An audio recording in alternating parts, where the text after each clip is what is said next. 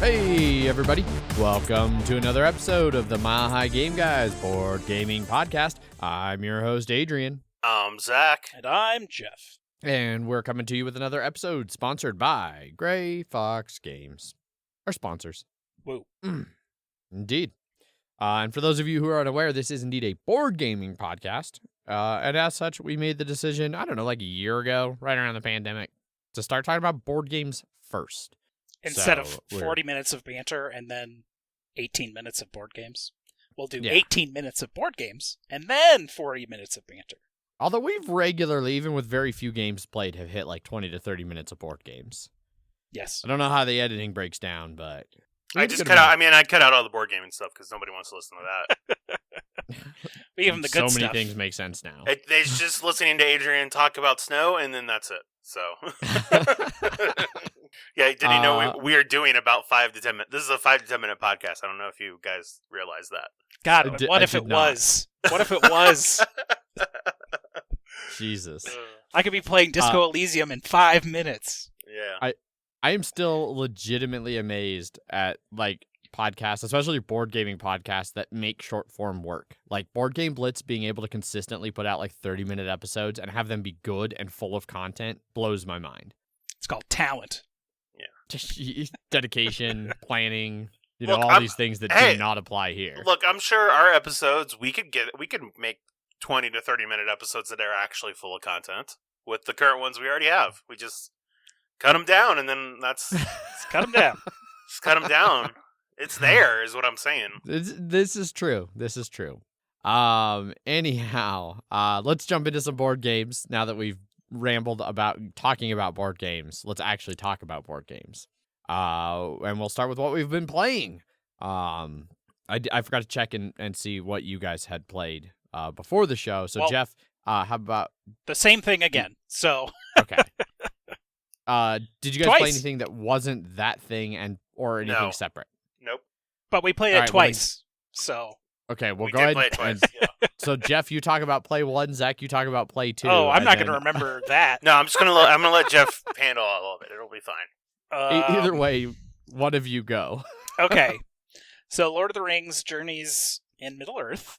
I ended up buying all of it at this point. Fantastic. I picked up the Shadows in Moria, Shadows in Moria is the name of the MMO expansion for Moria, I think. So Lord of the Rings, Journeys in Middle-earth, and then the expansion Shadowed Paths. It has no Moria in the name, but it is Moria. And then I got the Broken Token insert for everything, because the insert in that game is trash. Because it is a trench. It is the most trench. It is the level of trench. It's Fantasy Flight, so of course. It is the level of trench that you may as well just give me the bare fucking cardboard box. Pretty much, yeah. Yeah. That would be more useful than the hot garbage you gave me. So I bought the Broken Token insert and the expansion insert. It has significantly improved setup and teardown time. Because it has individual class boxes for your character and your class that you're playing for your deck. Areas for the rest of the cards, which there are a lot of. Areas for all of the minis, which is very useful. Two big bins for all of the tiles. So when I added that to our campaign, it was in that very next scenario. It started using the new tile set, which was cool. Yes. And then once again, Fantasy Flight is just like, look at all this extra space we have on this punch. We could just put more tokens that you do not need in any way, shape, or form. There's so many depletion tokens. It's like charges on your items. And you only really have one item. So it's at most, if everybody found, one during a thing, then they were all 4 charges for whatever reason. Maybe with 5 players, that would be 40. Yeah. And I feel like you're, at this point, the things that, And we've found 4 or 5 total? Yes. And majority of them are 2 to 3. Yeah. And the token box is just filled with these fucking depletion tokens. And they're not double-sided, like the exploration and fate tokens. So you can't use them for multiple purposes. It just takes up more room in the already stuffed little token box they have. Which does have a little cool thing in the center, because the way you make it is sort of like a star. And in the center, you can put the darkness tokens. And they're sort of lifted up in the center of the, bin of tokens.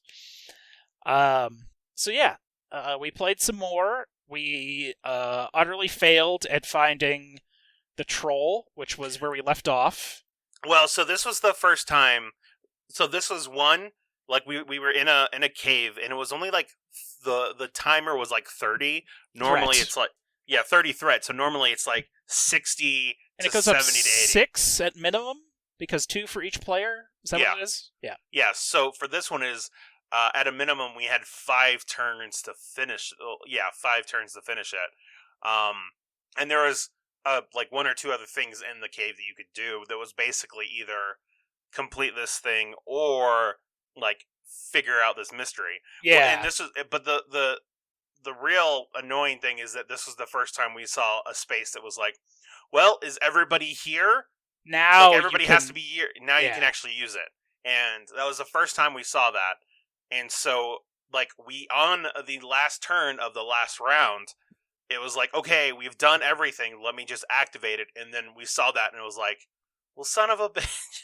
Yeah. And then we ended up failing it because it was like, it seemed like it was a 2-part mission, but I think it was like a mission and then a follow-up mission, where it was giving the impression to me that it was going to be like, once you do this, then this other part opens up. Yeah. And so, I don't, like, there wasn't much wiggle room in what we did, so getting that, I think it was the Clue Finder title, which we ended up getting later, too, which makes that extra annoying. Yeah. I guess but it was because you could not get that choice, that path, because that was an optional path that we took. Yes. No, I mean, and that makes, that's fine, whatever. But it was just annoying that by failing it, like that was the only way for us to succeed at finishing that little, because we had to like find 2 or 3 things and then go back to talk to somebody. Yeah. And we just didn't have, like, maybe later on we would have had the movement for it, but it would have just, that was the first one that I was like, well, this is fucking annoying. Like the fire one, I wasn't even mad at. I was just like, well, because they were right next to each other. Yeah, they're right next to each other. We messed up. Like, we didn't see something on there, so whatever. But this one was just like, it just felt like it was way too short versus just like not being able to do anything or everything. Like it seems like some of these are, because that's the like the mission difficulty that we picked. Because I know there was one that was like adventure mode or something like that. That it's like you want to explore everything. Yeah. This one was the first one that felt like it was way too short. So. Yeah, and I think that was it. It had said multiple times to be like, you need to do this quickly, go fast. Yes. Go fast, keep going. And then we're like, let's just go at the normal pace and then lose. Yep. But that is now one thing where we have been keeping an eye out on, like, we think like this is the final exit thing of like checking it early to make sure that it's not something like that we get caught unaware, which has unfortunately hurt us the other way, because we're like, oh, we think it's this final thing that we need to do. Let's check it out, and then we'll figure out when to get there. And then it's just like, oh, you activated it, you won, congrats. And they're like, but there were so many other things we wanted to do. Yeah. We had all the time in the fucking world. Yep. And I was like, nope, sorry. You're done. You're done, son. Yeah. But it's still fun. Still enjoying it. We're on our next one is our final mission. Yeah. It's win or lose is whether we win or lose, right? It's the end of the campaign. Fighting the final bad guy. Yes. We did have 1 or 2 missions that were like, FYI, if you fail this, the campaign is over. So, yep. Interesting. Yeah. And there was definitely a couple times where it's like in the mission, it's like you have two choices to make. Do you want to do this or do you want to do that? And you can definitely tell it's going to branch based off of that. So, yeah. Although sometimes they're not as clear about it. And so there was one time we were just sitting around waiting and like, well, what do we do? And I was like, well, we probably need to wait around until this thing happens. And then you and Paul were like, let's just fucking smash this shit. And it's like, all right, well, okay. And we did. And then immediately after, the guy that we probably could have defeated to go the other way appeared. And it's like, well, shit. Yeah. I don't know if it was caused because you broke it or if it was just timing based. So that's one of the iffy things, the always iffy things about these like app-based things is like, you're not always exactly sure what causes certain things to click. So we weren't sure if there was just, we had to talk to someone a couple times, like many times, or if it was timing based, or if we had to explore something else. We very much like to ignore the person that is like the mission objective that we need to talk to, because it's like, oh, there's a map, there's exploration, there's search tokens, I'm going to go over to do these things. Oh, we should probably have talked to the guy that we started next to, and then just immediately wandered off without talking to him. We got better shit to do, amazing. Jeff. Yeah. And it's like, Well, what are we supposed to do? Oh, we should probably go talk to that guy to figure out what we're doing. That's what we have you for, Jeff. Yes. Paul and I can explore the shit out of stuff. And now that I'm a traveler, I can explore, and you can still get all those fucking exploration tokens from me exploring. So So you were a musician? Correct. And that one was like, I could more easily give inspiration around me, but this one was the first card that I start with is whenever I explore a tile, I can give somebody else an inspiration. So that's why I was like, let me fucking explore everything so I can pump you up. Paul now just starts with 3 inspiration. Yeah. So it's real easy for us to get on a journey map. It is easy for us to get heavy up on inspiration, which is important. Which brings up, we decided to multi-class in our last couple scenarios. So you can switch your class right before the beginning of any adventure, and then you can start getting experience with that new class. But you keep all of your old talent cards you picked up with your old class experience. So basically, I bought my 2 12s because they're like 12 experience, 7 experience, or 3 experience. The 12s have successes on them, the 7s will have fate, and then the 3s will just be like utility. They won't have any sort of success or fate that you could then turn into success with inspiration. And I was like, well, I don't want any more of these 7s. I guess I'll switch classes. And it seems like a way better class. Like, the captain was so situational. I never even used any of his abilities on you guys. Like, It was like, oh, if I move and attack something, I can then discard this, and you can also attack it. But no one was ever nearby for me to be able to do that. So because Paul was ranged, so he would always be shooting like from nearby, or once he got keen eyes, 2 away. Yeah, and then I was just off doing my own shit, which for better or for Classic worse. Zach. Yeah. Well, what can I say? I was a musician. I was roaming for hobbits to play music with. Yes. But I went to Guardian, which uses Guard, which also synergies with my banner, which gives anyone nearby inspiration, including myself, when you guard, or rest, or hide. So that's useful. We just hit our lore limit, basically, for the adventure. We have all of our max level items now. They have an interesting tree of builds. So, like, every time you hit a certain lore limit with an item, you get 2 or 3 different options, and then that one will then turn into like another 1 to 3 options. So, like, my banner was just like was just like a captain's banner, and then it was a Dunedain banner, and then I had an option between like the War Maker or some other worse option. But the War Maker one, I could use it as a weapon. So I was holding this banner and the sword, as Aragorn does, holding his, banner throughout the whole adventure. I've seen the movies. Yeah. I remember. Big flag. He was big on flags. But now I can use them together to dual wield and attack.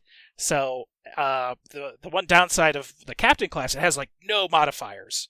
So you can't pierce to remove armor, you can't smite to remove magic armor, you can't lethal to do half their health and insta-kill them, you can't cleave.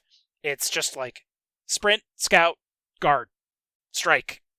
And they all had all the good stuff, so it just didn't feel useful, really, ever. But the Guardian is much more useful.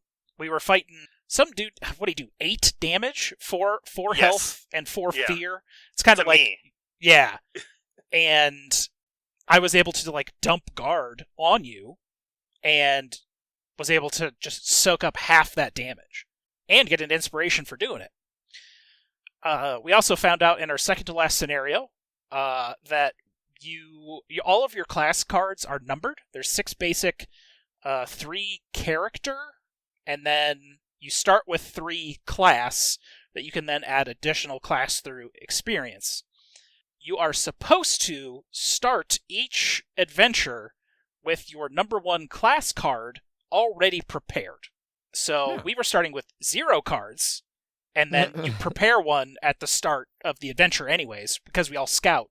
But we should always have our number 1 card out, and then get a free second one with the starting scout phase. And, like, looking at the number 1 card, it's like, okay, this makes a lot more sense, because it's like, most of the time, you're like, I don't really care enough to put it out at the moment, but it's one of those ones that would be nice to have out already. Yeah, you get it out for free. It has something useful in there. Like, my captain one was like, discard this for you or a nearby ally to, like, scout 2. And having, like, if between that and the other 2 options I would usually draw with scout, I would almost always choose something else.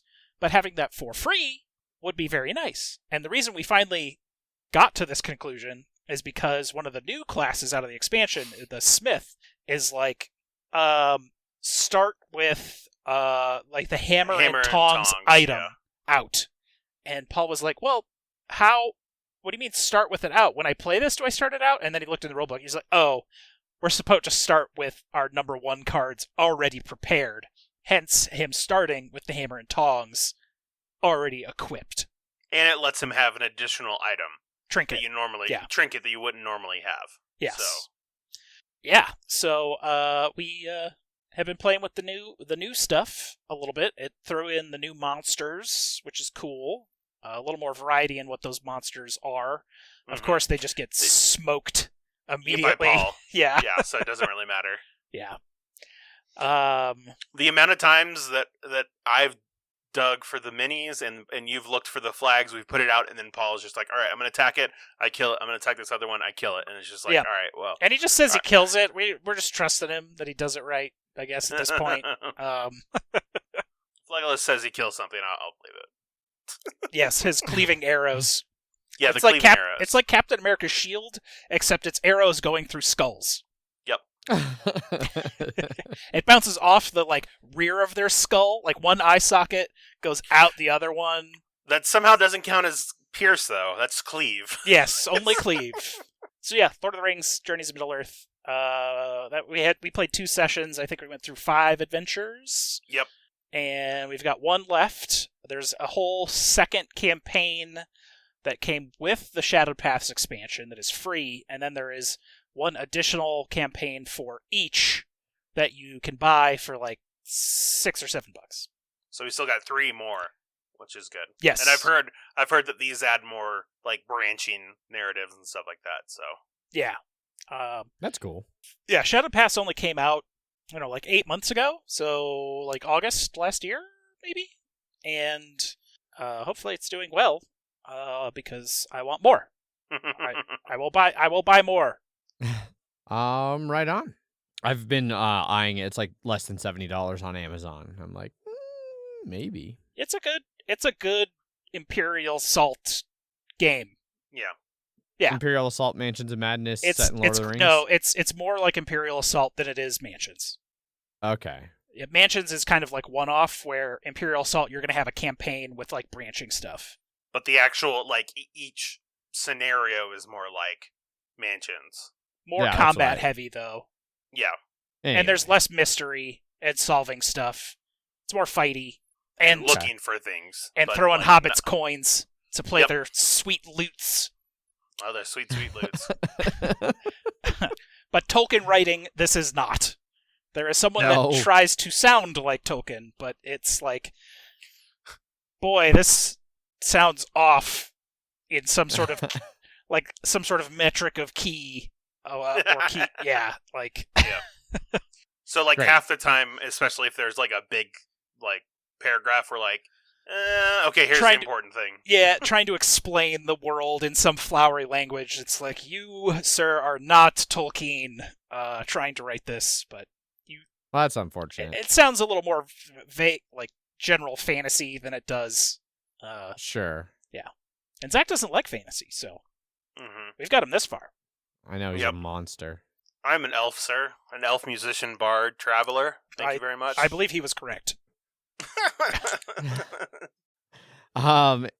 Right on. Cool. And we look forward to eventually hearing the end of this campaign. Yeah. We'll finish it up and start another one, I guess. Yeah. Cool. Right on. Well, for myself, as I mentioned in last week's episode, I went away with Megan for my anniversary, which I'll talk about other aspects of that during banter. But I mentioned we were going to play a bunch of board games, which we did, if by a bunch of board games you mean two. Which, to be fair, is about as many as I played in the month previously. So, like, I played a month's worth of board games. So, that's a lot. Yeah. We got there Thursday around like 5-ish, I think. Check-in, like the earliest we could have checked in was like 4. So we weren't in any big hurry to get up there. And when we were getting everything in and like settled, Megan noticed a puzzle in their little like shelf of things that looked like it had not been opened. And she liked the like picture. So she's like, let's do a puzzle. And so that definitely knocked 1 to 2 games off of the total getting to play games that would have happened. Because we did the puzzle for like 2 hours Thursday night, and then we did it for a good chunk of Friday morning. It was a fun puzzle, and we kicked butt on it. But yeah, it cut into board game playing time for sure. So the rest of the day, Friday, we didn't play anything. But Saturday we got up and we didn't have a puzzle to do the first thing in the morning. And so we decided to play a game, and we were going to play Root. She had brought Root, and she was she packed the board games. And so she said, I packed Root because I know you like Root, and we can use the Clockwork expansion to do like the co-op versus the Clockwork, and it'll be fun. And I was like, sweet, that's awesome. Because Megan doesn't super like Root. So her, doing that for me I was like, that's great. And then I pulled Root out and realized she only got the main box that has all of the pieces, not the side box that has all of the player boards and all of the map boards and all of the other big boards that you need to play Root. Well, it was too heavy, so she left it behind. Correct. And so now I need to actually make sure that they are both in the same spot so that they are both clearly together. Because I don't know if maybe the expansion box got set aside or something weird when we were doing our recent reshelving. So I need to double check and make sure that that is still side by side. So instead, we decided to play Fog of Love. We've played that for the first time back on our anniversary, and then we played a second time here at the house, and so this was our third time playing.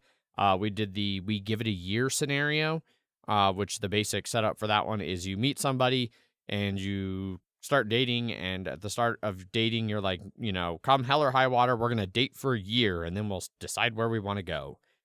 This is the first of the scenarios, if you play through them in order, that introduces destinies involving breaking up.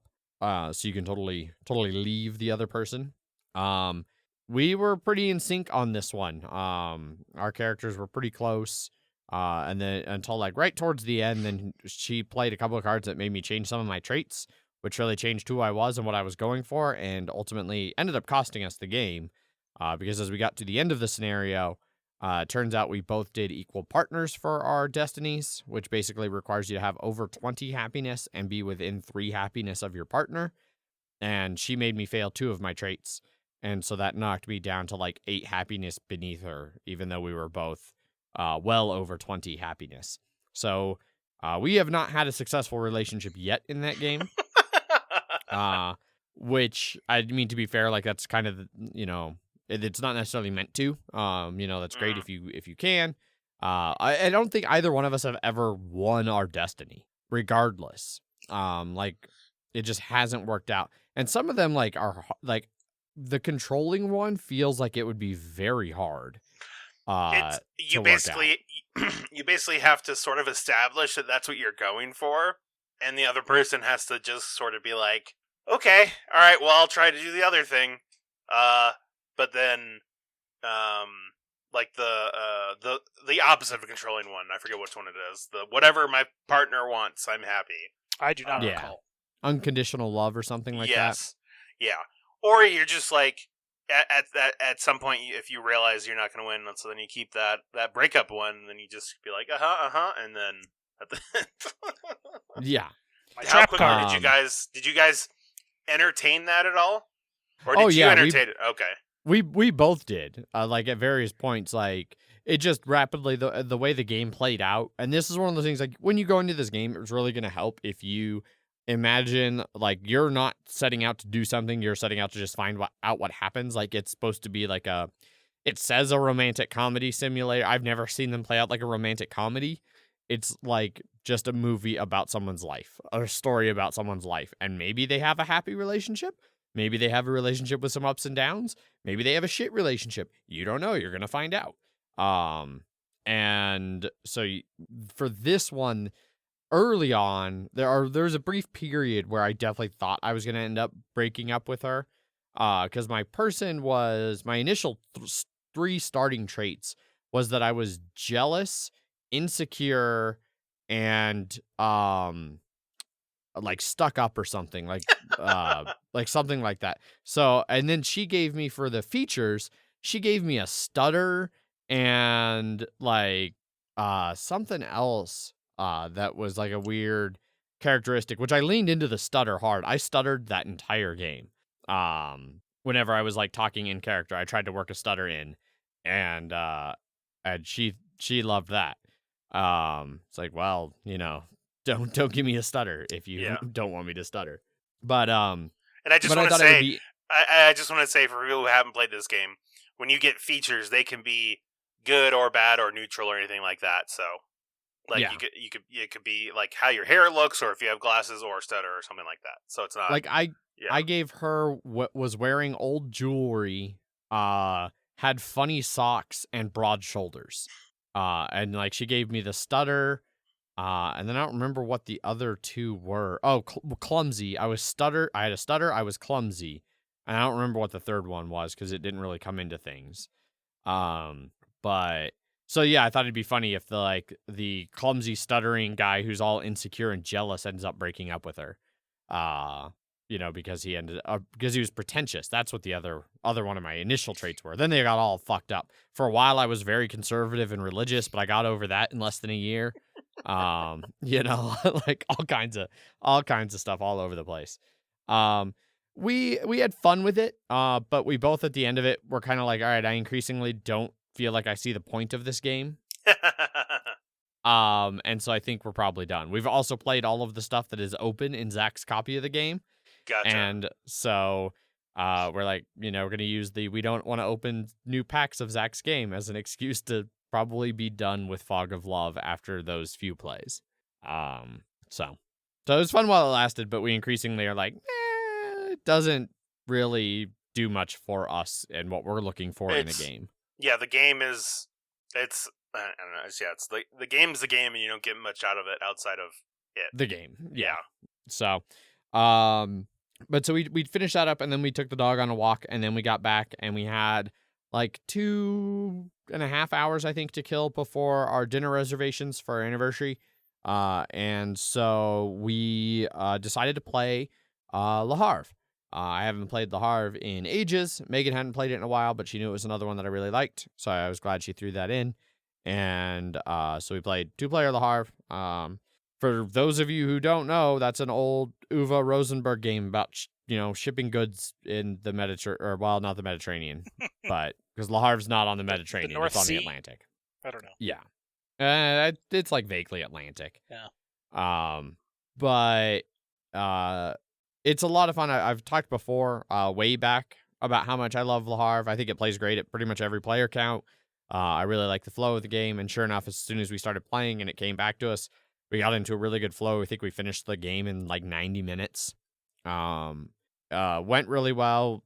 Same kind of like decisions that I like in it as resources, especially in a 2-player game where resources really pile up.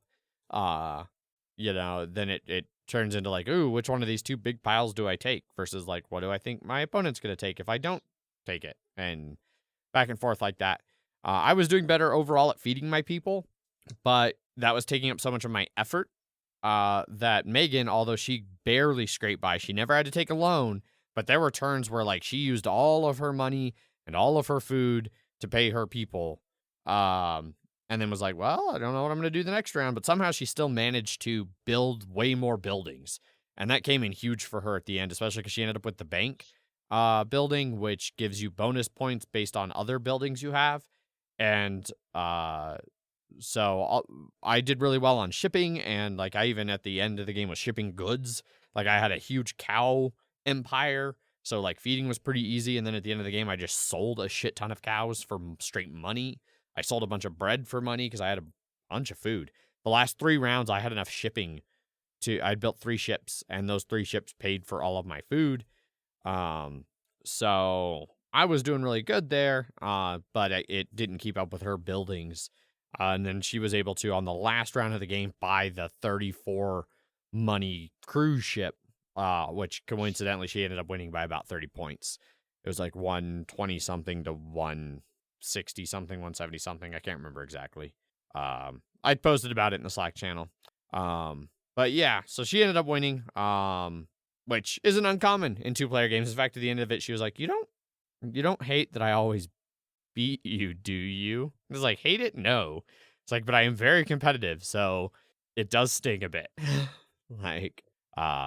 But had a bunch of fun with it. Finished up 90 minutes, then we're able to roll on to dinner. So, only got to play those 2 games, unfortunately. I wanted to play more, but we did a bunch of puzzling, and that took up a lot of our time.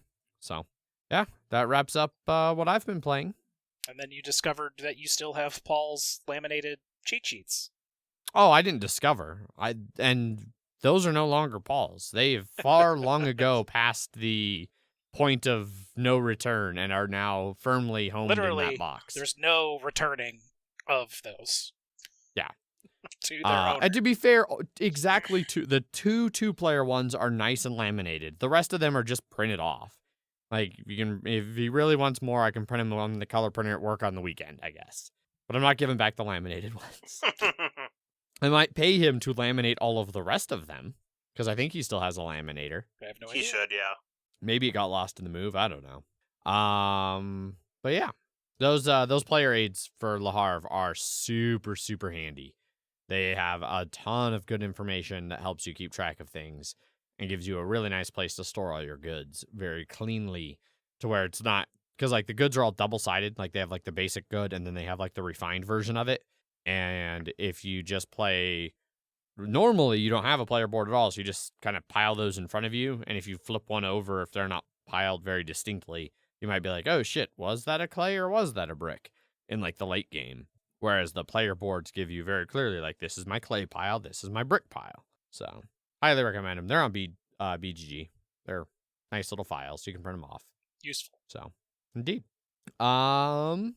Yeah, so now we can move on over to some banter things. I don't have a ton to banter about. We went on the little getaway. We spent 80 to 90% of the time up there. I don't know, most all of the time just at the cabin that we rented. We went through 4 bundles of wood in the fireplace, and we spent, I don't know, hours in the hot tub. We did like 4 different soaks. Like we regularly, like, we're in the hot tub at night, until we got tired, and then went inside and like sat by the fire until we got like tired, and then went to bed. And then we would get up in the morning, and like 2 of the mornings, first thing in the morning, like got up and pretty much went and got right in the hot tub. Oh, yeah, and no, it turns definitely. out getting in a hot tub like right after waking up did wonders for my like regular aches and pains. Like the bed was not comfortable for me. So I was waking up real uncomfortable. And then like the second morning, she was like, "Do you want to go sit in a hot tub?" And I was like, "Actually, yes. Yes, I do. 100%. Let's go do that." So we had great views of Rocky Mountain and all the snowy peaks there. Jester had like a little small yard area that she could go tear around in, which was great because she got to like freak out about deer and elk on literally every day we were up there because various deer and elk herds just kept wandering by the cabin. So that was really cool. She's really unsure of how to interact with those. Like she doesn't bark at them like she does dogs. She just gets this really high pitched whine and like gets really eager. And I'm very curious what she would do if there wasn't a fence. Like She probably know. understands that like if push comes to shove, they would destroy her. Yeah. So she's like, I don't want to. She seems to have her reaction, like we came across bighorn sheep one time coming back from a hike, and she nearly went out the car window trying to go after those. So like the sheep triggered in her a like, I gotta go chase those. Whereas the deer and the elk, like she's always been very wary of. It's very much a curious, like I want to go check that out, but I'm really not sure about it. Which is how she reacted to cows out at my grandparents' house. Like she'd get close to the fence where the cows were, but then like if a cow came in any way, shape, or form, looked like it was moving towards her, she was out of there. So I gotta think she'd be similar with like a deer or elk. Like it would really depend on what they did. If they just stood there and let her like get close, she'd be like, "Holy shit, that's huge! I'm going away." But if a deer just took off, I bet she would be like, "Oh, it's chase time," and then she would also be gone. Yeah. I'd be like, "Great, well, we'll find her in the next state over, 2 years from now, maybe." She is microchipped at least, so. That's good. So are all of us. Yep. To varying degrees of completion. Correct. I'm only 50% microchipped. 50% as well. I am only allowed to use Microsoft products from here on out. Perfect. I will get my second dose of microchipping before this episode releases, which will be nice. I look forward to being fully vaxxed up. Yeah. I had a really great dinner. We went to a restaurant there in Estes, like right kind of on the outskirts. It was like right by the fucking cabin, just down the road. Like a 3-minute walk. Or no, like it was just under a 10-minute walk. It was like a 3-minute drive.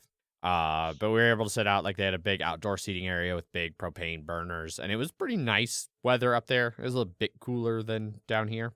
So we were able to sit outside, and I had a dish called the Carnivore. That was a elk tenderloin steak, a Colorado like wild lamb chop, and then a wild game sausage.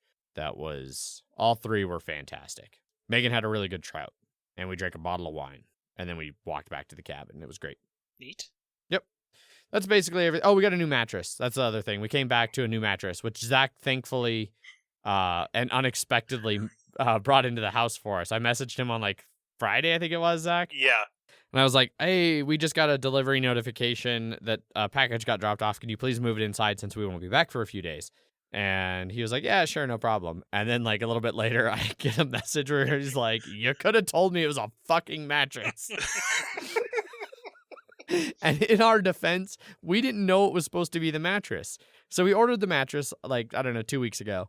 And it came with 2 free pillows. And then Megan got a phone call from the company, and they're like, "Hey, just so you know, you will probably get 2 separate tracking numbers because we ship them in separate boxes.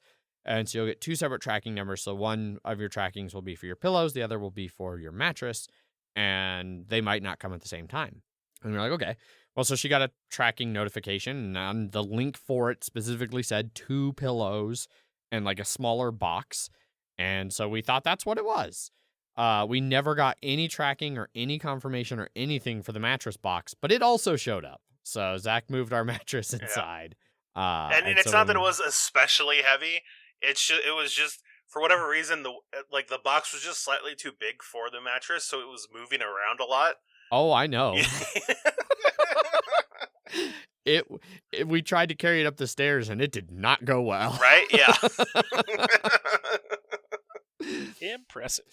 But so last night was our first night on the mattress, Sunday night. Man, it was comfortable. Nice. I still need to figure out a pillow. Like, I still am not happy with the old pillow that because Megan had bought us some really nice shredded foam pillows a while back. Not my pillow, thankfully.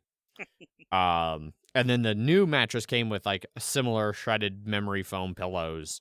And they're better than the old ones, but they're still not quite good enough for me. So I still am looking for a good pillow. I get that. But I bought when I was at Kohl's returning an Amazon thing.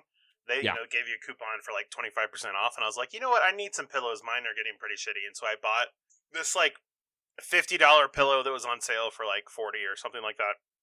And I was like, oh, that's the most I've spent on a pillow, and it was the hardest thing I've ever tried to sleep on in my entire. Like I felt like a rock would have been more comfortable for something that was supposed to be shredded foam and then like foam over it. It was super hard, and so I was like, all right, fuck this. And then I ended up the brand I got was like I think they're called like Layla or something like that. And I bought 2 of those, and I've liked them a lot.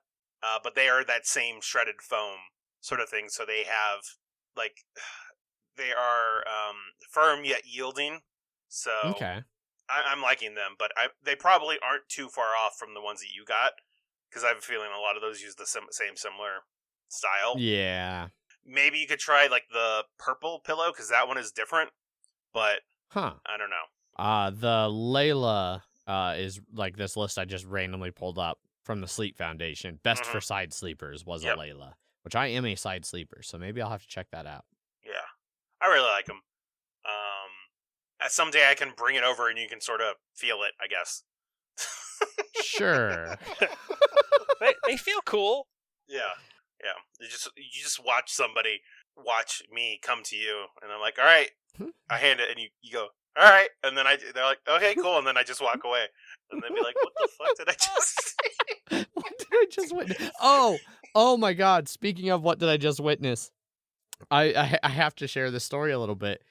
Megan and I, we were at a dinner, and we didn't anticipate getting dinner and a show. So we were sitting there, and like our little area was like kind of boothed off, with some like coverings and things. So we couldn't see a lot of the rest of the seating area, but we could see, directly in my line of vision and just barely outside of Megan's, 3 people who they were there when we first got to the restaurant. They were just ahead of us, and so they got sat a little bit before us. And so we were sitting there, and for most of the evening, didn't even really recognize them or pay attention to anything. I was talking to Megan. Everything was good. Well, then at one point, about halfway through our meal, it was 2 women and a man. And the one woman got up, and they seemed like friends. Like when we first got there, the 2 girls were taking a selfie together. You know, they were all interacting. Well, then the one girl got up and went to the bathroom. And for the next like 5-ish minutes, it was one of the most painfully awkward things to ever see. Like, the dude was staring directly at her, the other girl who was still at the table, while that girl spent the entire time the other woman was in the restroom. She did not look or in any way, shape, or form acknowledge his existence. Like, and the way they were sitting at the table, you knew she could see him in her periphery, but she was just refusing to acknowledge. And at one point, he reached over to like touch her shoulder, and she very clearly like cringed away and turned away and like pulled away from his touch. And Megan and I like as soon as I realized that she was like, I was like, Megan, I'm not crazy, right? She's like intentionally avoiding looking at him, right? And she was like, oh my God, yeah. And then he reached out to touch her shoulder and cringed away, and we were both like, oh my God, like what is happening? And we could see that she had a big shiny ring on her wedding ring finger. And then at one point when he got up, he had a wedding band on. And then the other girl also had some kind of a wedding engagement, some type of ring on her finger. And so it was like, is it like one of them's a couple? Like, is it like 2 friends? The women 2 friends, and like the husband and wife hate each other? Like she hates the husband and they're getting divorced and they just don't want their other friend to notice? Is there like a love triangle going on here? Like what the fuck is happening? We have so many questions. And then sure enough, like the other girl came back and they went back to interacting like they were friends and there were no problems. And then the one girl who had been ignoring him, she got up and went to the bathroom and I was like, oh, finally, we'll get more information. And then he got up immediately and went to the bathroom. I was like, shit, I didn't get to see how he interacted with the other woman. I don't know. I have no answers. I have nothing. It was great. 10 out of 10. Would recommend. Dinner and a show. I felt it was painfully awkward though to watch that like 5-minute interaction of him like looking right at her and her intent just never even glanced in his direction.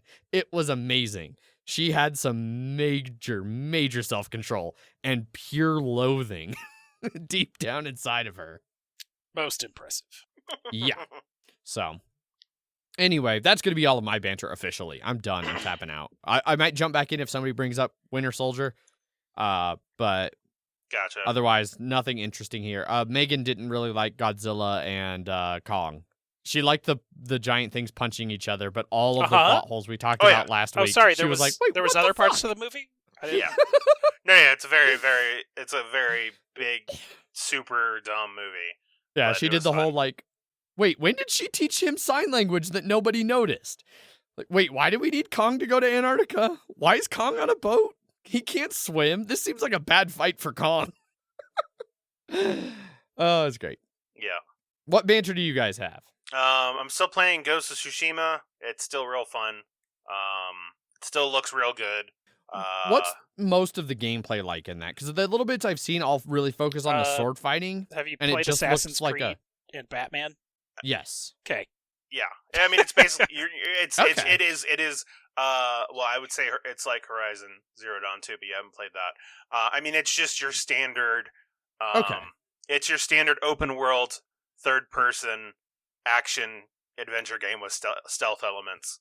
So are you trying to harvest giant Mongolians instead of dinosaurs? Yeah, exactly. Okay. Yeah.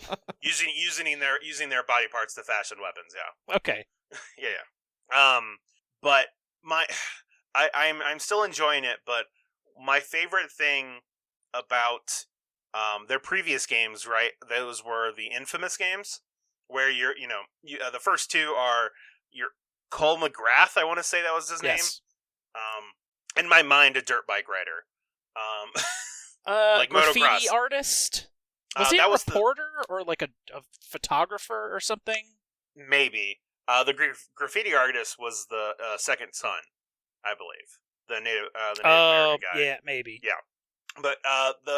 But basically, in all three of those games, you get superpowers, but then... Oh, he loved parkour. That was his trait. Yes, he was a parkour. But the big thing about those games were at various points it had a morality system that was very very cut or dry, and you either wanted to focus all in one or all in good or all in evil.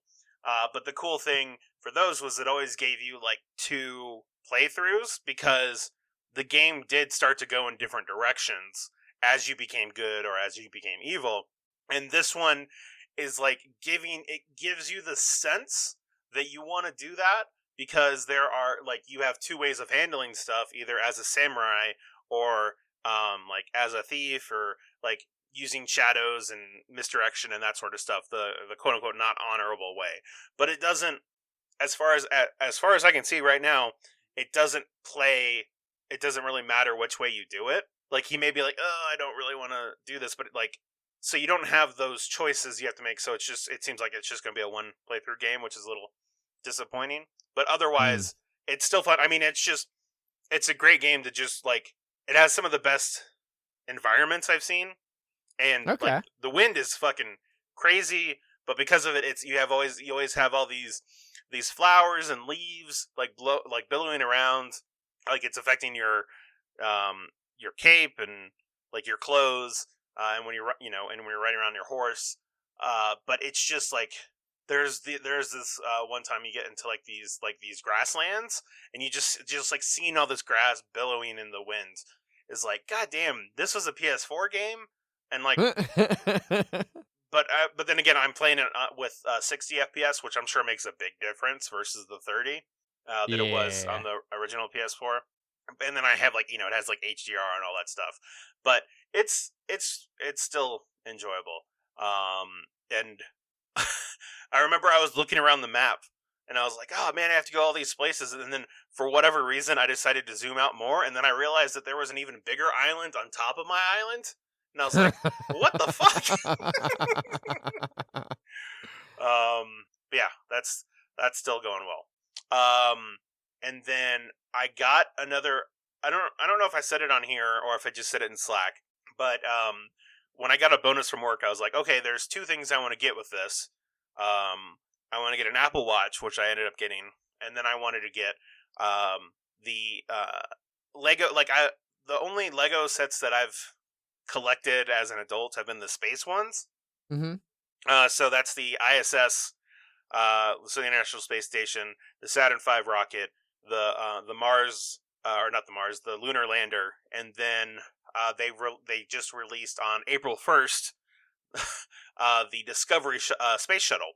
And I was looking at it and I was like, oh shit, I want that. And so I ended up buying it. And so I've been building it right now. And it's cool. I'm like, I'm 3/4 of the way done. It looks really nice. It comes with a Hubble space telescope that you build as well. That also looks very good. And it can fit inside of the shuttle, which is really cool.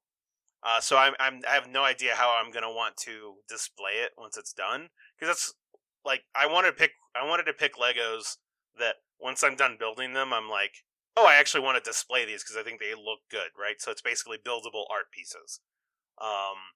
And so far, at least, they've all been a consistent theme. But while I've been doing this, right, I'm building stuff, and so I decided to put some TV on, and I actually started watching a D&D show. Okay. And so it was called Dimension 20. Yes. I don't know. Yes. Because it's from College Humor.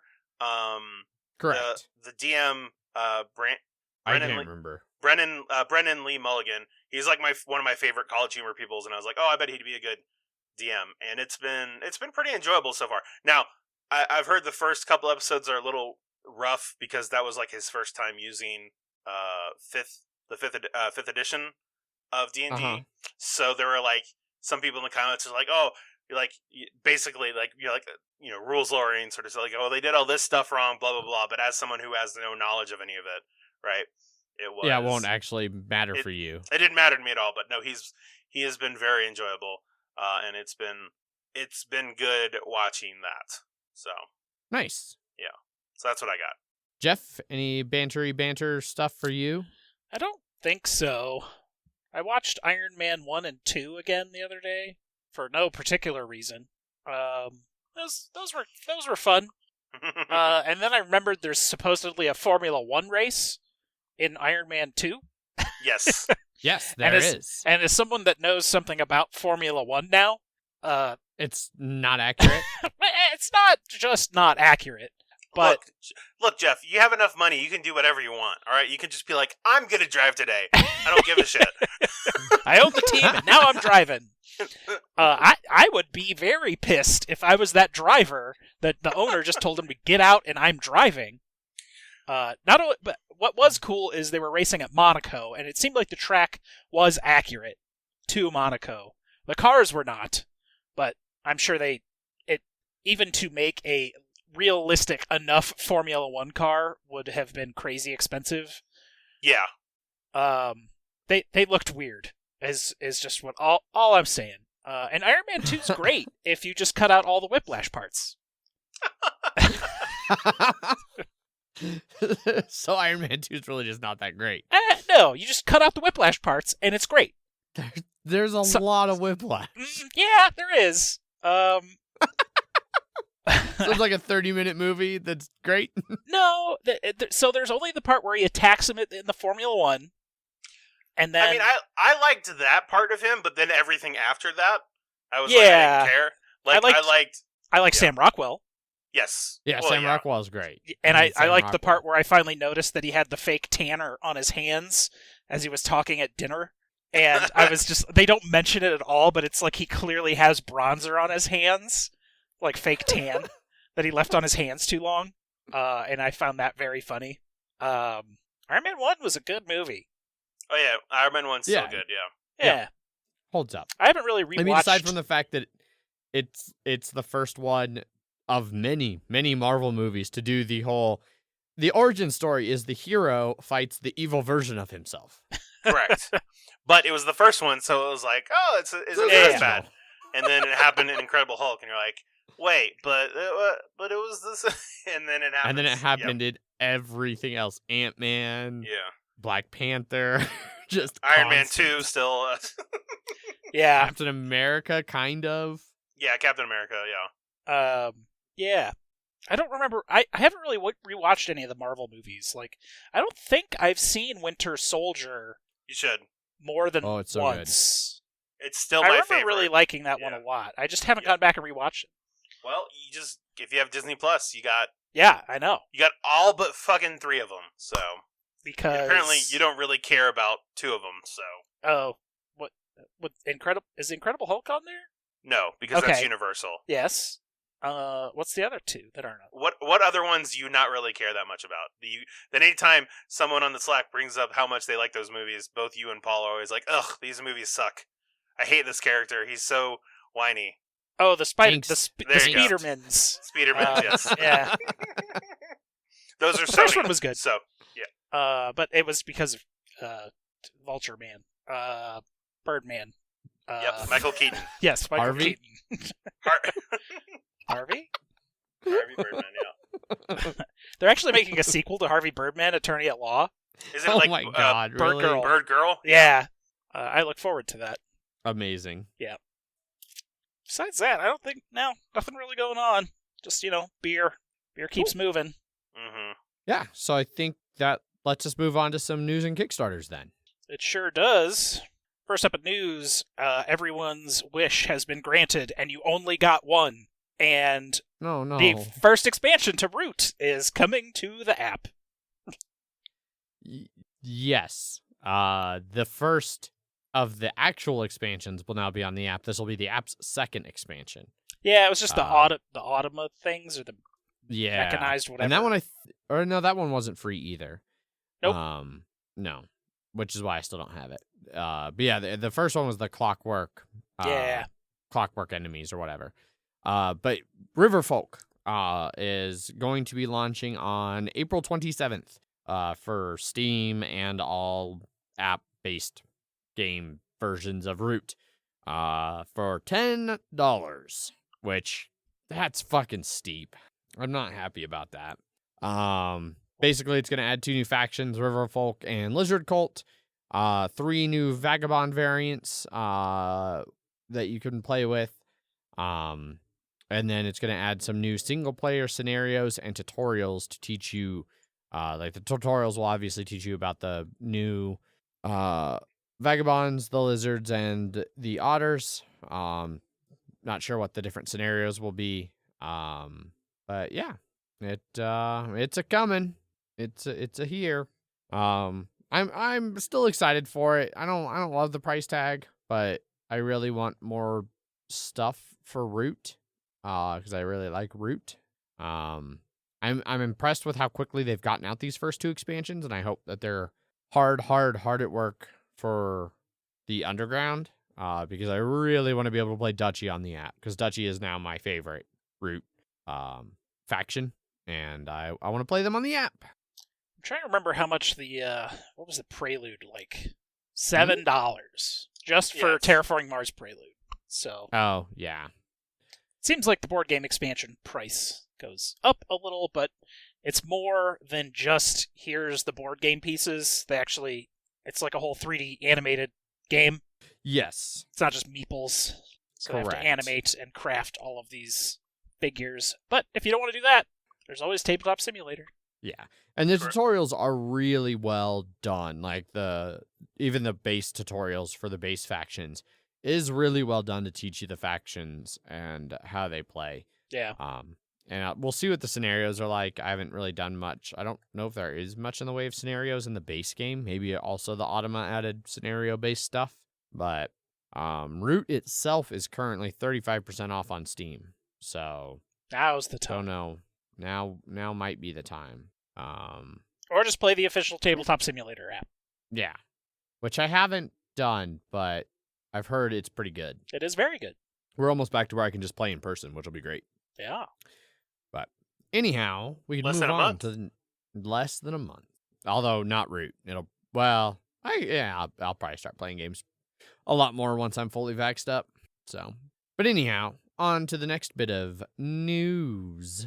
The next bit of news, Stonemaier Games has released their yearly financial kinda for all their games. Yeah, it's their stakeholder report, but since they don't have stakeholders, they just say a stakeholder is anyone who has an impact on our company and a stake in our success, which includes employees, contractors, customers, champions, ambassadors, retailers, distributors, artists, designers, backers, readers, etc. So if you're reading this, the report is for you. Some interesting numbers from this. Well, and just They're to be fair, that is sort of what a stakeholder is. So it's not. Well, you said that, they didn't have any stakeholders. It's I feel like most people, when they hear stakeholder, they think someone who actually has a legitimate stake in the company more than just that would be more random of fans. Well, they have apparently 19 shareholders. So Huh. I did not know that. Yes. Well, this isn't just a shareholder report. No. So. No, so there's internal stakeholders, but then also external ones too. It's just a person who can be affected by or affect the operations of a business. So owners, shareholders, employees, bondholders, customers dependent on the success, or even suppliers or vendors of a product that depend on the business success for their own revenue or profit. So Yeah, which, for some of these, a lot of retailers certainly don't depend on Stonemaier succeeding. Your average board game store is not depending on Stonemaier. Same with a lot of distributors. So they're stretching the term a bit. It's not an unreasonable stretch, but they are stretching it. Anyhow, some interesting data inside of this. Their revenue for 2020 was $17.9 million. but remember, that doesn't mean profit. No. That's just how much money they made versus total. Yeah. So. Which was up from $12.8 million in revenue in 2019. He doesn't mention profit at all, but he does say it is significantly less. Most of their profits are tied up in reprints and stuff like that. There are 9 cats between the 3 full-time employees, between the 1, 2, 3, 4, 5, 6 employees, 3 of which are full-time. They released 1 new game, 3 new expansions, 2 new accessories, no Kickstarters because if you follow Jamie's stuff, they've moved away from Kickstarter a while ago. They have 5 pre-order campaigns and 19 shareholders. So they have no debt. They didn't take any loans, so cash flow was tight, but they were able to make it work. They point out that this is the first year they ever added anyone full-time besides himself. So Joe and Alex, as Director of Communications and Director of Sales. They contract Greater Than Games for warehousing and fulfillment, because they're all based there in St. Louis. He runs Stonemaier entirely out of his home office still. I didn't realize that. That's still pretty impressive. I think some of the biggest thing to take away from this is, one, just how many fucking copies of Wingspan have been sold. Yeah. A lot. A lot. So, as of 2020, it's at 746,000 units. Yeah, he's sold almost 750,000. Yeah, which is up. So, at the end of 2019, it was at 250,000 or something like that? 299,841. Yeah. So, his next highest selling game is Scythe, and total, that's 382,000 units. So, and that game has been out for years, right? Yeah, almost a decade at this point. I don't think that far. No, I want to say 5 years. Yeah, even Viticulture's not a decade. Viticulture's only 2013, so. Yeah. 2016 would be Scythe. So 5 years. Half a decade. But like that's just it's just crazy how much that is sold.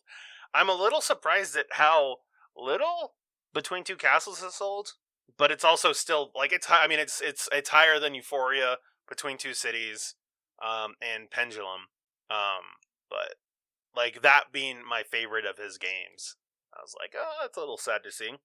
There's an expansion coming out for that soon? Yes. Yeah, so he mentions in his looking forward to 2021 that they're announcing pre-orders for a new game called Red Rising, and then another game called Rolling Realms, but he hasn't really talked about that. But then he's two expansions, Between Two Castles and then Tapestry, and along with a Wingspan box set organizer, which I'm pretty sure they need that. So, but yeah, I'm looking. Yeah. When I saw that there was going to be an expansion for Between Two Castles, I was like, yeah.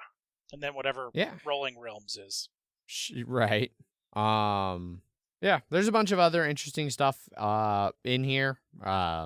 Like there's other metrics and stuff that he shares, but then even things like biggest changes, observation, and mistakes, where he talks about like struggling to get AI stuff, like digital versions, relationship with the retailers, COVID's effects on the business. He had a whole big thing that came out where he wasn't exactly tactful, we'll say, with some things regarding like race relations and minority support and things like that.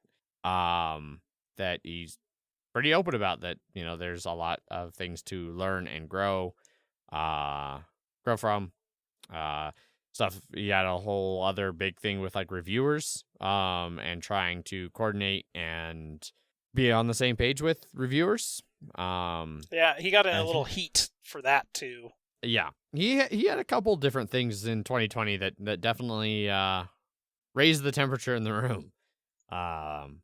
But he owns them both here in his end of year stuff, the stakeholder report. So it's probably why he now has a manager of communications.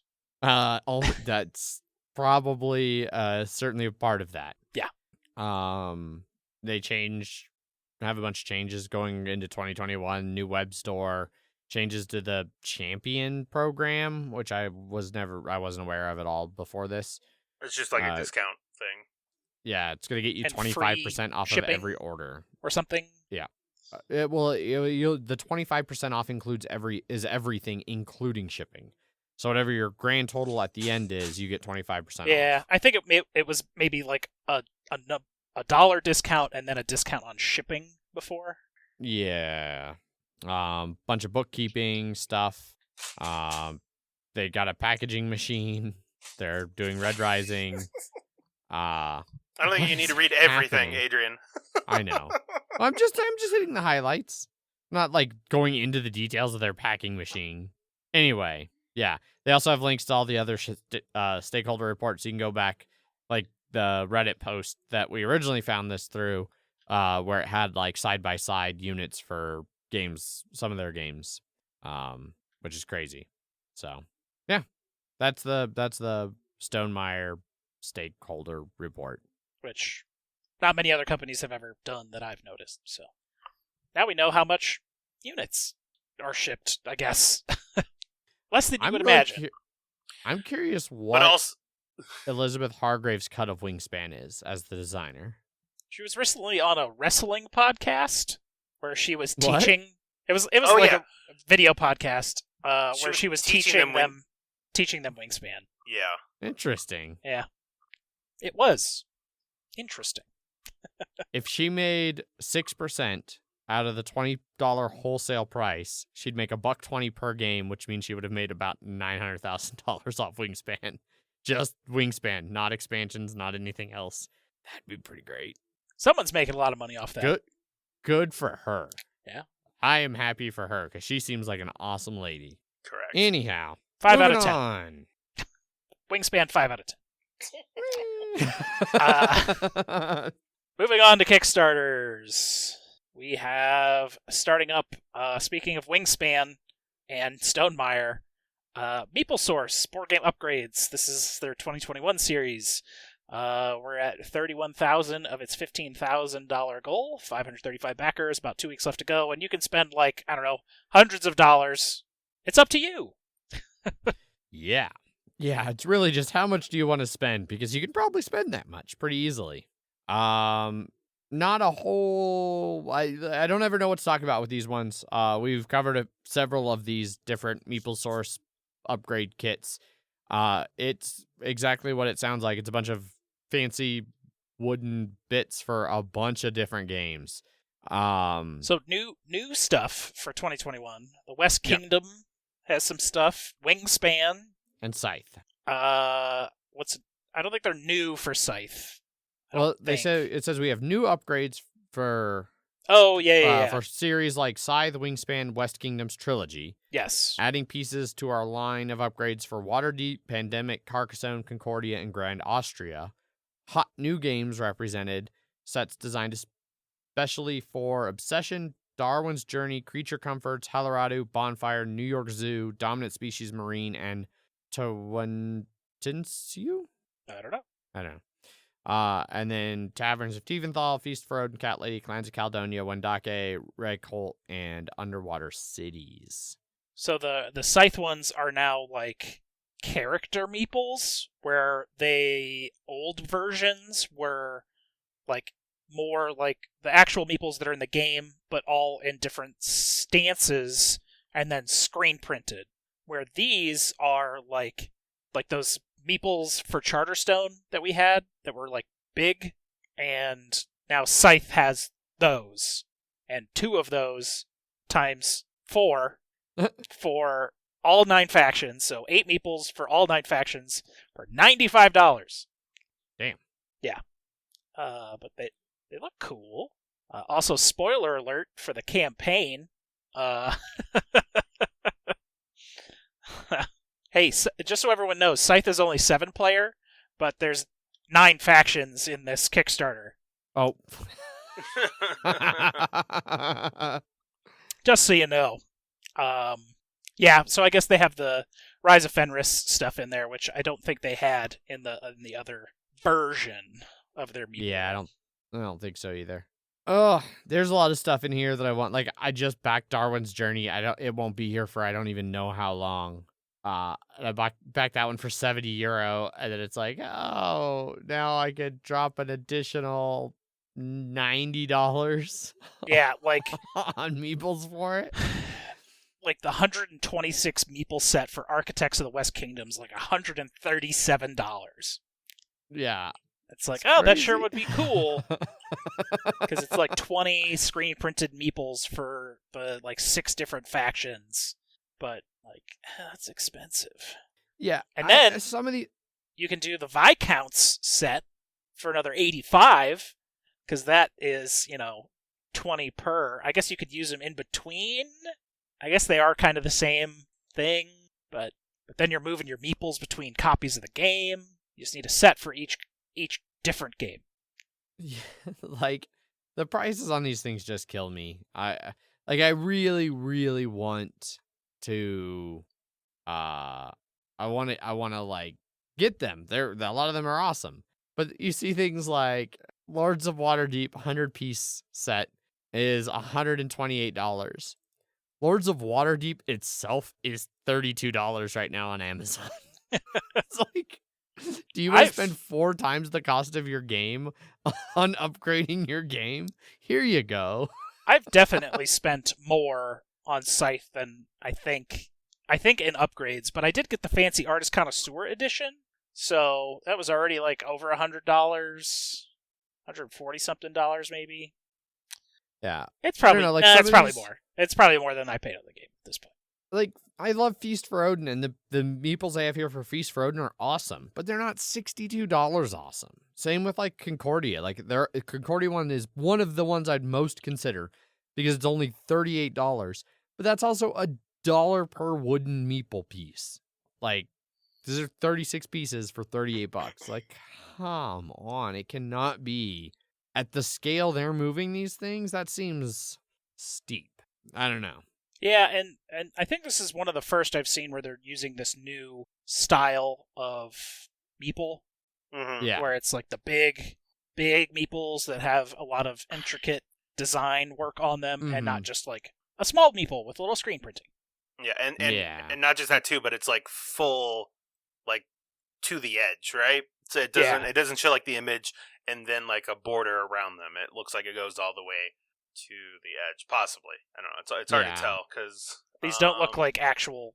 I mean, because if you like look down at the Raiders, that like they show like their previous things that they've done, like they're Raiders of the North Sea Meeple. Like, they look real good. Yeah. Yeah, like a lot of their other stuff looked great before. Yeah. So it's not like they haven't proven it, right? True. It's just, and I think it's one of those things of like, I mean, these are real cool, but it's also, you know, you got to put in some work for them. But like, it is sort of interesting that like the 160 piece for was it Reichholt? Was that how you go? Yeah. Mm-hmm. That Reichholt. like that one's only $64, but that's just because it's like fruit. It's just food, right? So it doesn't have nearly as many details as, like you said, like the Lords of Waterdeep or the Feast Road, because those are actual people. Yeah. So yeah, I mean the same thing for like because Feast Road has two. It has like the Meeple set, which is $62 for 48 Meeples. It also has the additional game upgrades, which is 57 pieces, a moose, a bunch of stone, and a bunch of wood for $27. Mm-hmm. So they varies. Yeah. But like if I'm gonna spend $1 a token, I'd rather get full on fucking minis at that point. Like minis go for about $1 a mini, and most of the big mini Kickstarters. I don't know. Yeah. Well, they actually do have a bunch of 3D printed stuff now on their website too.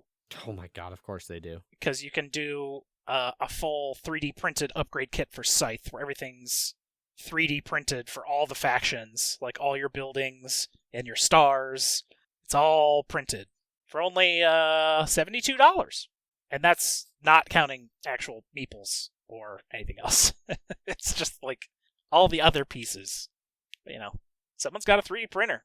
Yep. The question I have is, does the moose fit into the moose ship for the first player token of the Meeple Reality insert that I have? Almost certainly not.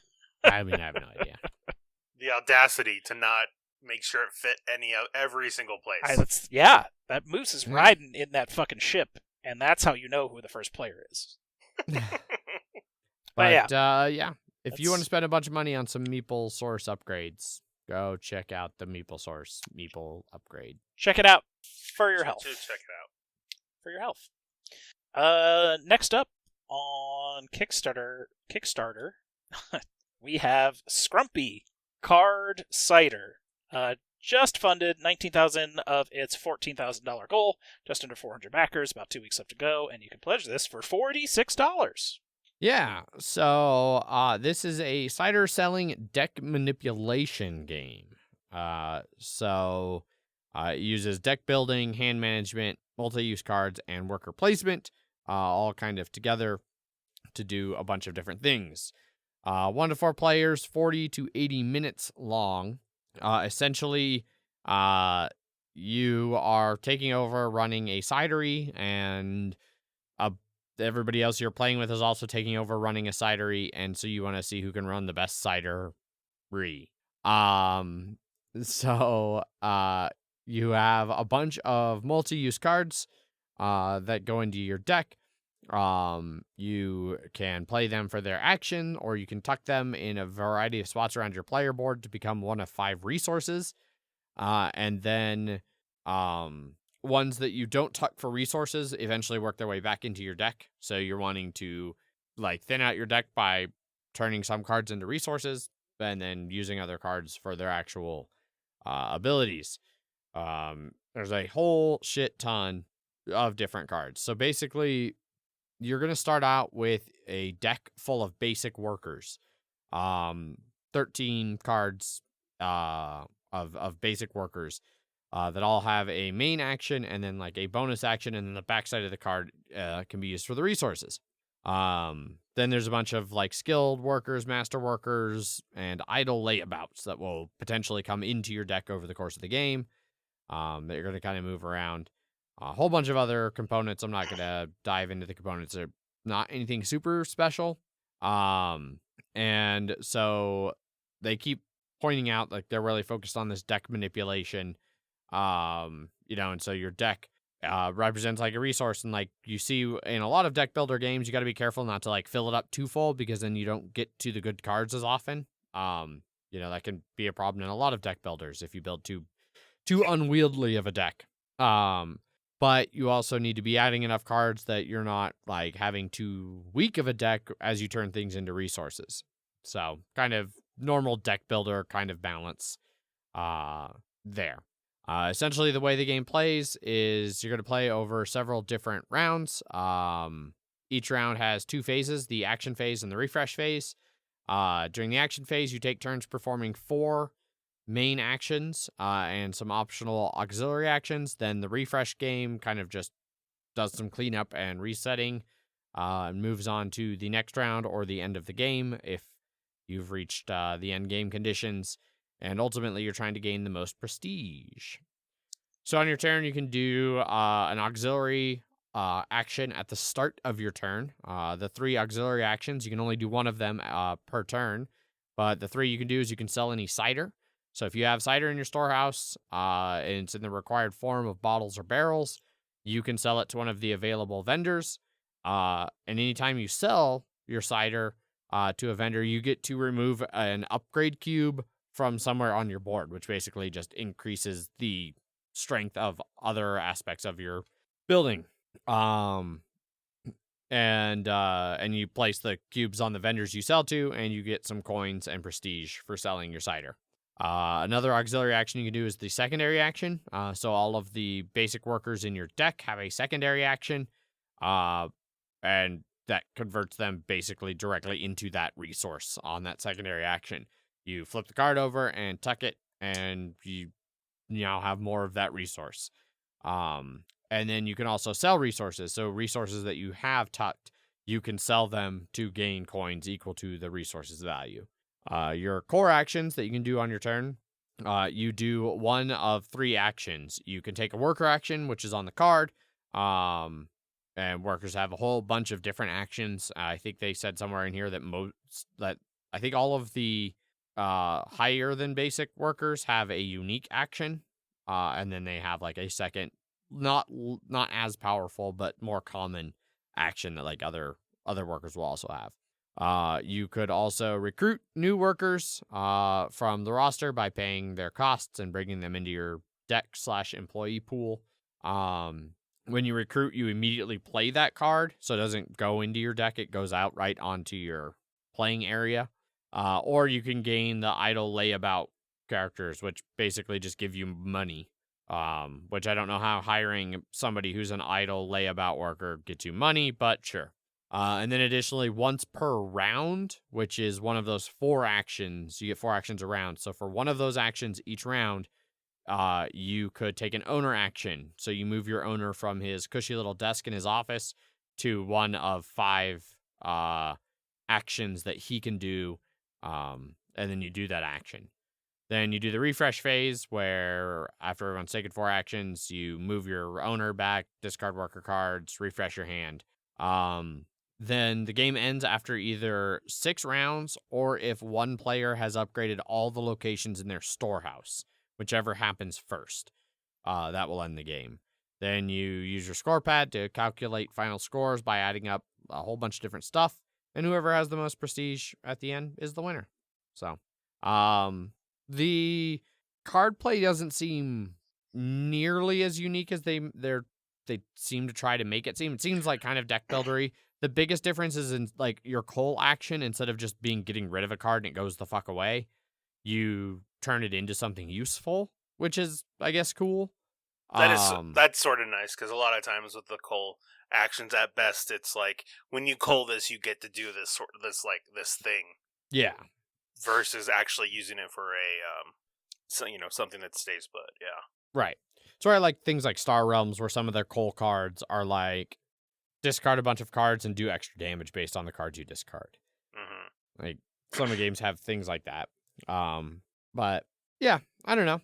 It looks kind of cool. It's when you look at the actual Kickstarter, the way they did the multi-use cards, like they did do a really good job, I think, of turning the cards functional, and then utilizing the player board for like the different areas where you tuck the card to show resources, and they did a really good job laying those out. That reminds me of, what was it, Glory to Rome, or the Food Truck Champion, some of those other ones. Yeah.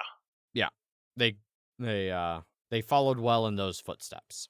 It's bold that they put like up at the top like that worker placement's a component, when really it seems like the main bit of worker placement in the game is the once per round of moving your worker out of his chair to go do something useful. And that worker probably sign. Or the owner, I mean. Yeah. Owner, yeah. Yeah. Gotta fucking do everything around here. The cards are workers, I guess, but... Yeah. Employees. And I guess you're kind of placing them. They do have a place on your player board when you use the worker action. Yeah, it's just not a meeple. True. But you're not placing them somewhere specifically to do an action. It's when you place them. It is a very loose definition that they are trying to get away with. I think it's really the owner is the closest thing that feels like a worker placement.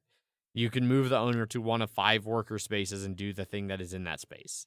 It's also on Tabletop Simulator, if you want to play it on there. There you go. The rulebook needs some work.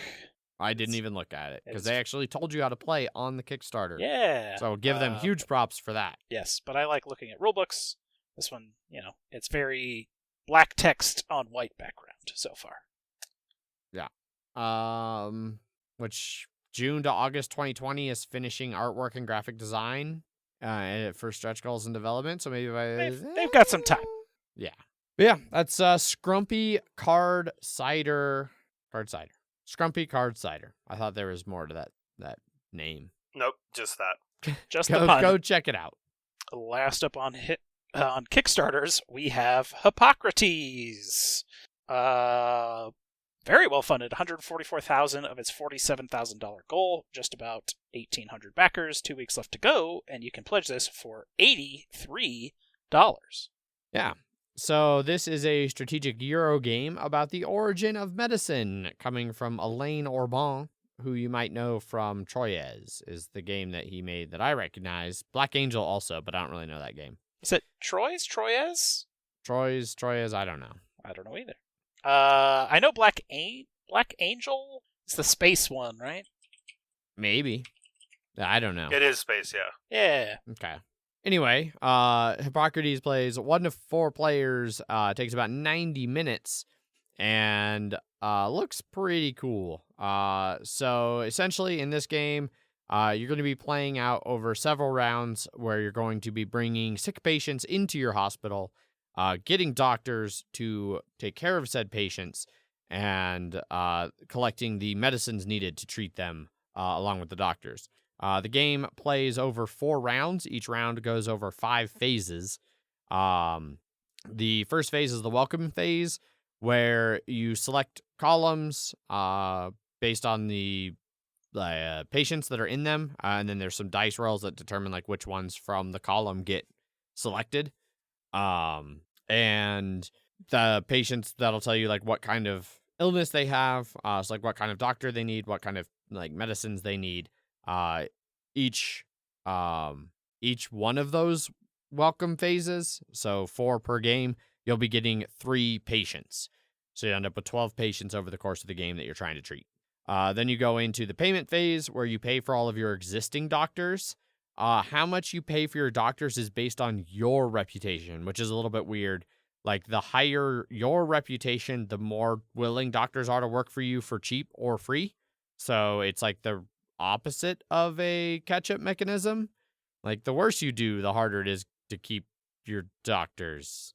Which, I don't know, seems a little backwards. But regardless, you pay your doctors. Then you go into the recruitment phase, where during the recruitment phase, you are recruiting new doctors.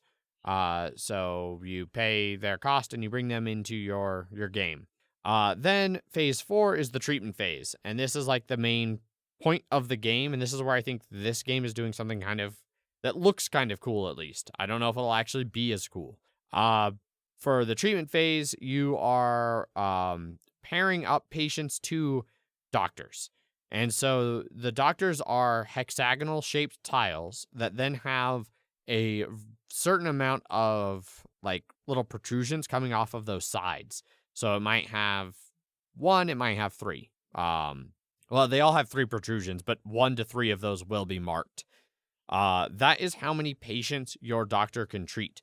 The protrusion will also show like what types of medicine they are capable of treating. So doctor, in this case, like the one doctor they show in their little GIF, he can administer blue and purple medicine. And there's a patient not that going to give the needs- name a try.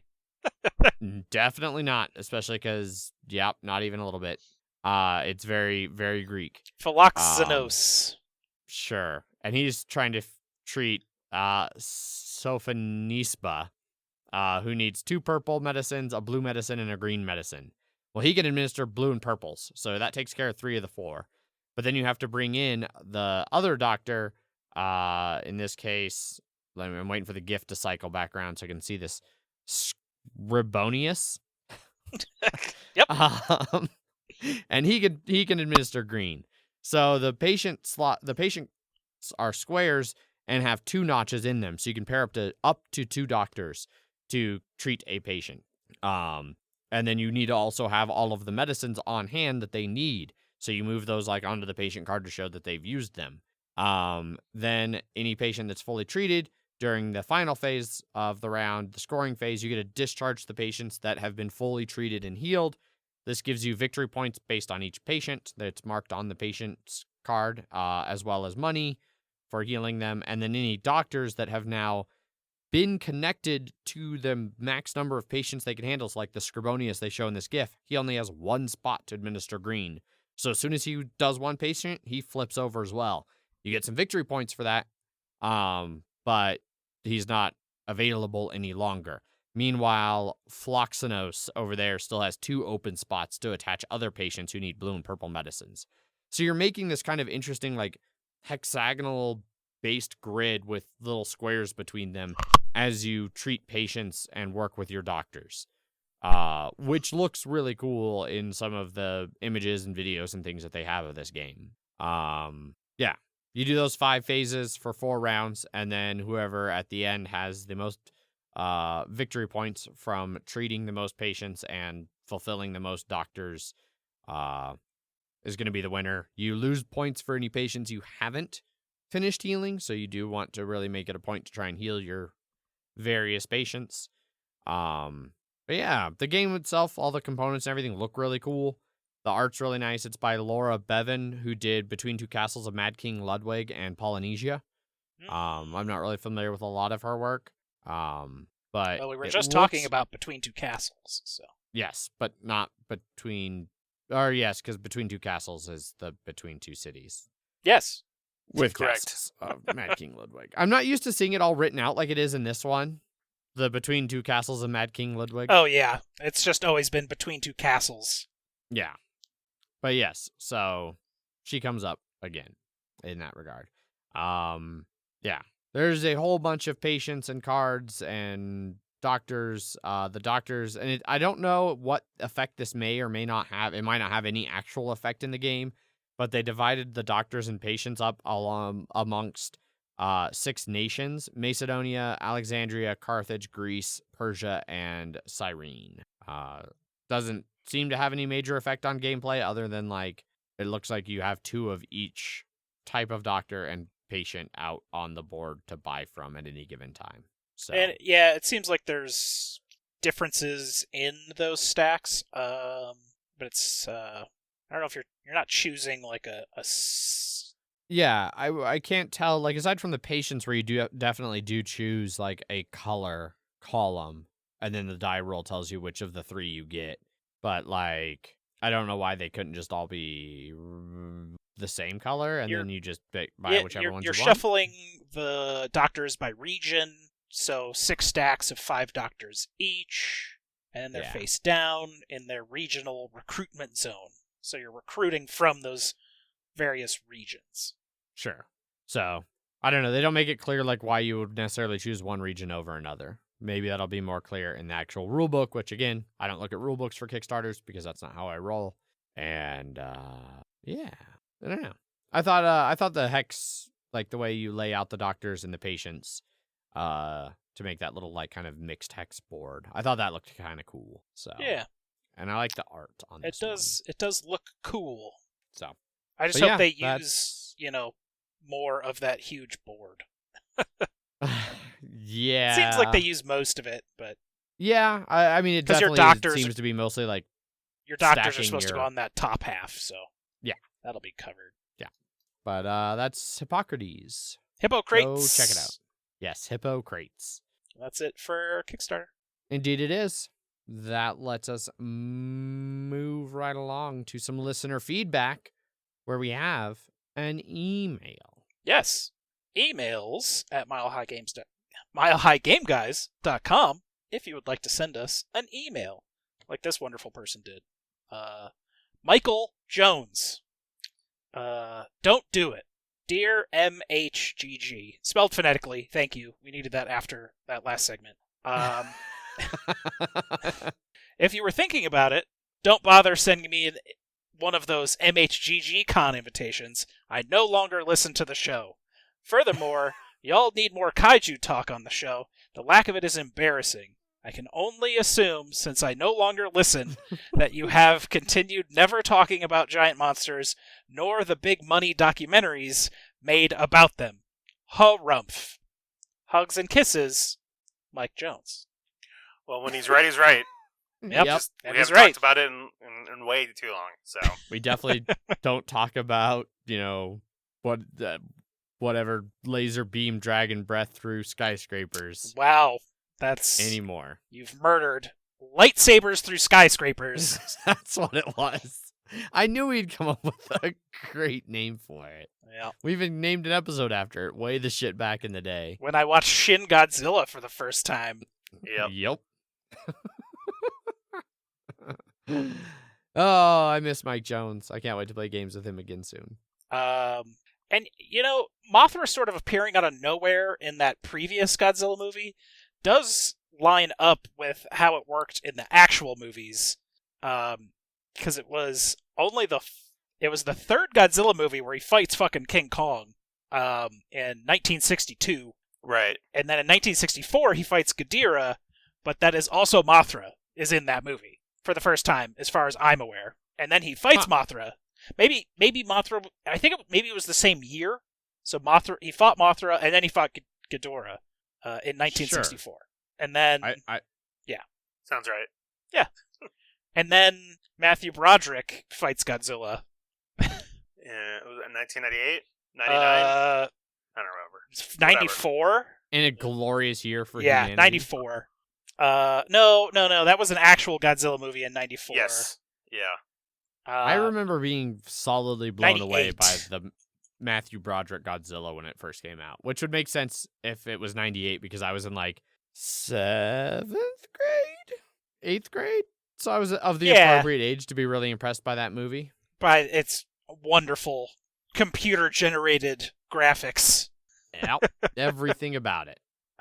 In the last old Godzilla movie, Final Wars, he fights all of the different iterations of all the monsters over the history of Godzilla and fights that Godzilla. They call it Zilla, I believe. Yes, they call it Zilla. And I feel it makes short work of it. He does indeed. He throws him into the Sydney Opera House and blows him up. Nice. And that's been your Kaiju Corner. Yep. Sure. Kaiju Corner collection. All with Ks. No. No, thank you. Nope. Nope. Is this my time to be like, Zach, podcast vote? No? I'll say either add another K or subtract one. That's, you gotta... Anyhow, moving right along, that wraps up listener feedback. If you would like to get in touch with us, there are a variety of ways to do so. You could be like Mike Jones and send us an email. Emails at milehighgameguys.com. You can find us over on Twitter, where I tweet under @MHGameGuys. I am Zach _MHGG. I am Jeff _MHGG. We have our Instagram account at MHGameGuys, Facebook.com/MHGameGuys if you'd like to give us a like and a follow over there. Our website, milehighgameguys.com. You're better off just going to punchboardmedia.com to see episode notes and things like that. The episode notes always have links to the different news and Kickstarter items we talk about. There are also links to places like our Slack channel, which is an excellent place to come just bullshit with all of us and a bunch of other fans of the show and friends locally and all kinds of people. We have our BGG guild. If you feel so inclined to go give us a follow over there, guild number 2731. And then be sure to go and follow us on Twitch, twitch.tv/MHGameGuys. Make sure your notifications are turned on because the next time you see us might very well be a live stream. We are going to take the following 2 weeks off of the whole podcasting thing for me to completely redo the studio. It needs a very, very solid, clean, and organized, considering it has a year of not being used other than me podcasting and piling my shit on the table. I'm also going to probably maybe completely reformat the computer, do a clean install, because we had audio issues for a while that seem worked out, but I'm not convinced that it will work for more than one mic. So going to do a bunch of testing and everything, make sure the audio's all set, make sure the video's all set, do a bunch of that during those 2 weeks of downtime, and then we will be coming back with a live stream on May 7th? Or, well, that's the Friday one, but it would be... May 7th. Live stream on May 7th. We will be recording a new podcast episode on May 3rd that will also be streamed because it will be back in the studio because we'll all have been fully microchipped by Bill Gates. And so we'll have been microchipped and we'll have sat long enough for the microchips to fully take effect, thus allowing us to generate a nexus of 5G in my garage. Perfect. It'll be great. My neighbors are going to get great cell service for a day. 1 day a week. One to 2 days a week. That's true. But yeah, so Monday, May 3rd, there will be a stream for us recording the podcast like we used to do in the before times. And then Friday, May 7th, there will be a board game live stream of the three of us playing a board game. And then as more and more friends also get vaccinated in the local group, we will slowly maybe start adding guests and things per CDC regulations for number of vaccinated people that can hang out in close proximity for an extended period of time. And we'll go from there. So yeah, get excited. I'm excited. You all should be too. And you just have to get through the 3 weeks without us to build anticipation. Oh man, a week without a release. Like, I can't even, the mind reels at trying to think of what to do during that. Well, this is more than a week. Yeah, no, it's a week, and it's 2 separate weeks. It's 2 separate 1 week things. That's Sure. But yeah, so be ready for that. And you'll hear from us in May. Yay! Yay! That wraps everything up for this episode. As always, we would like to thank our sponsors, Gray Fox Games, for their continued support of the show. Their latest game, EOS, that we have been talking about for a couple weeks, will be launching on Kickstarter soon. I thought it was going to release last week, and it has not. I even put the link out like I was supposed to. I know. Which is great, because anybody who followed it could then click, remind me when this launches, and they would know possibly sooner than we will when it actually launches. Gray Fox is also preparing to do a deluxe version reprint of their game After the Empire that had launched on Kickstarter earlier this year. It will be launching over on GameFound for a deluxe version reprint with upgrades and a new solo mode. That is also a TBD on that one, but we will be sure to let you know when it actually launches. Jeff, Do you have a prepared statement about our sponsorship? Of course. Gray Fox Games, quality games cleverly crafted. Also, a cardboard box usually consists of a thin pasteboard with a corrugated paper center. They're usually made of recycled paper. It was first invented in Europe over 100 years ago. It was originally used to absorb one's sweat when wearing hats. I knew it was only a matter of time with all of the Solid Snake Metal Gear stuff before you talk about a cardboard box. I'm impressed you made it this long. Yeah. But that's the episode. As always, I've been your host, Adrian. I am still Zach. And I'm Jeff Baggins. Bye. Bye. Bye.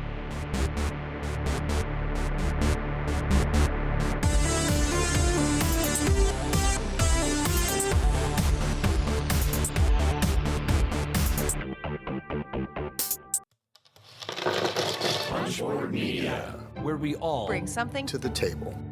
pull up a chair at punchboardmedia.com.